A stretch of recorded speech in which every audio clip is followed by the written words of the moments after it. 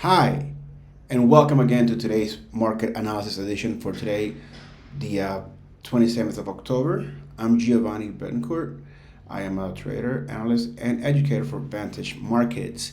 Well, dust off your dictionaries because today's GDP release might reignite the recession debate that's proved as semantic as it is economic. The year kicked off with back to back negative GDP readings, but the headline today should look more upbeat with growth of 2.4% expected. But no matter what politicians may tell you, midterms are less than 2 weeks away, a positive print doesn't mean all is well and all is fine and dandy. Okay, forecasters have penciled in bleak housing data, for example, among other downbeat numbers.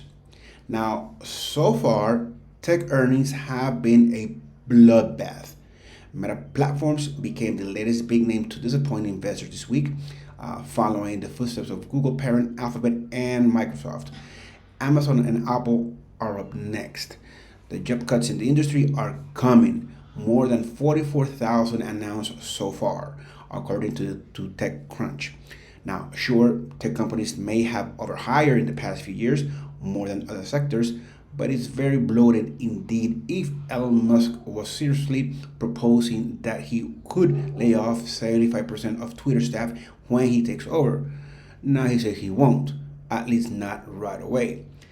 The bigger problem is dwindling advertising revenue as the wider economic braces for a recession. After two small quarterly contractions in gross domestic product, today's number proves another reading. Now, meanwhile, the Federal Reserve is still laser focused on inflation, which remains way too high, but interest rates famously act with a considerable time lag. One shouldn't expect the latest series of rapid hikes to have a real impact on price gains for a few months yet. Nevertheless, another three-quarters point rate hike is on the cards for next week.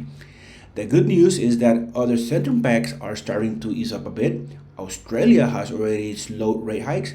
Canada delivered a smaller than expected increase.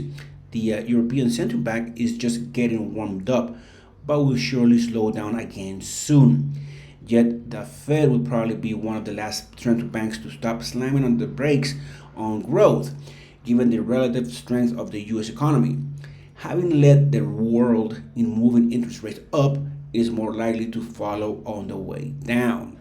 Now, with that being said, let's take a look at what we could see contemplate for today in the markets. This is a daily chart of the Nasdaq. We see how the Nasdaq has actually been making lower lows.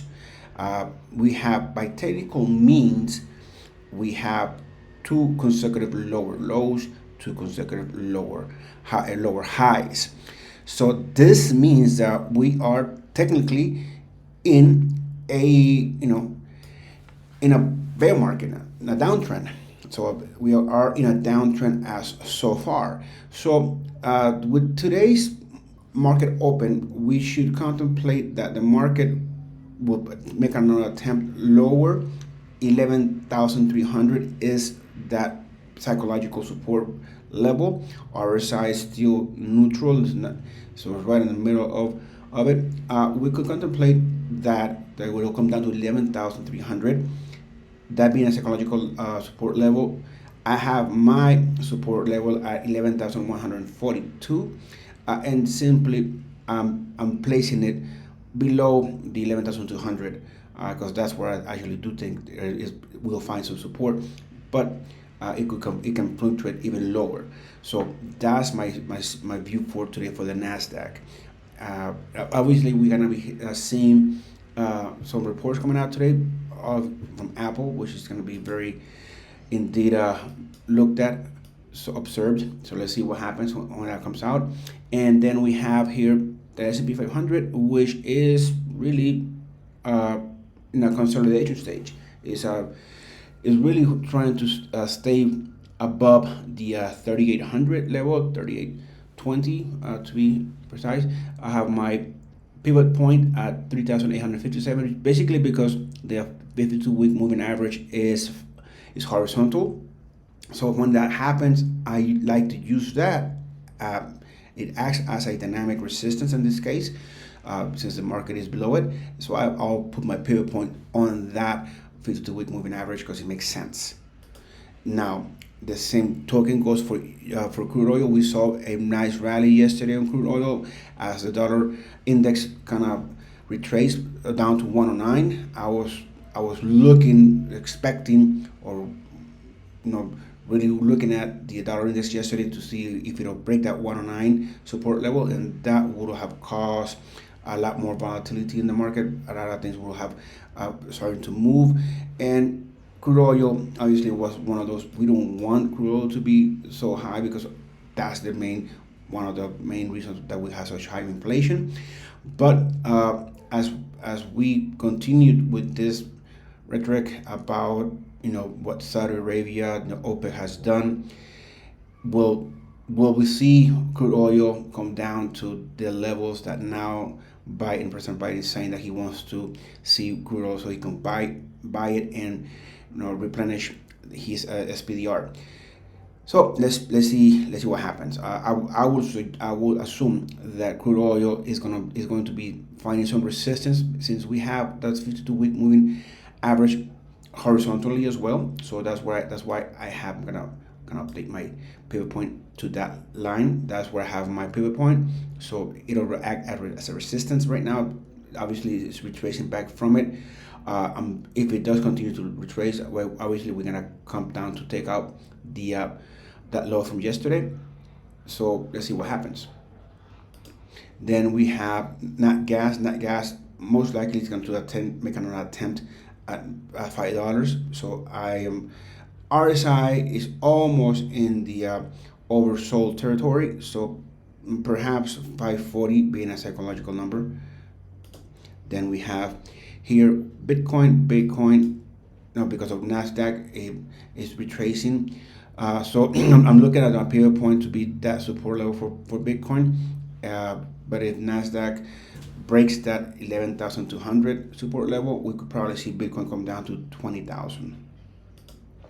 Then we have the euro, which it was about parity for a fraction of a days.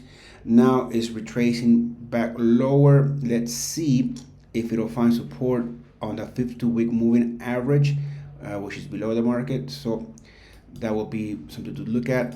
Then the pound is also, after making a nice rally after the new Prime Minister of England being named, and he's been the most wealthiest Prime Minister to serve in office.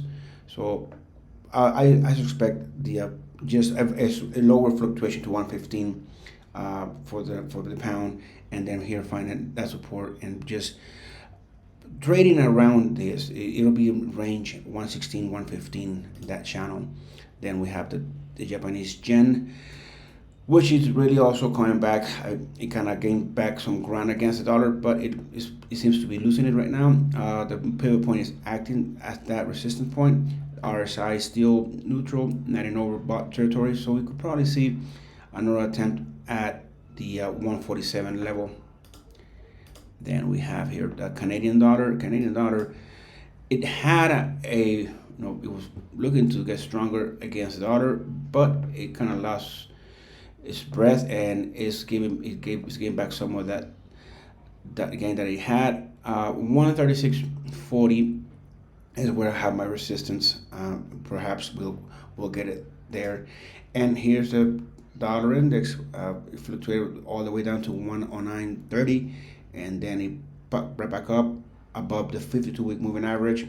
That will hold 110.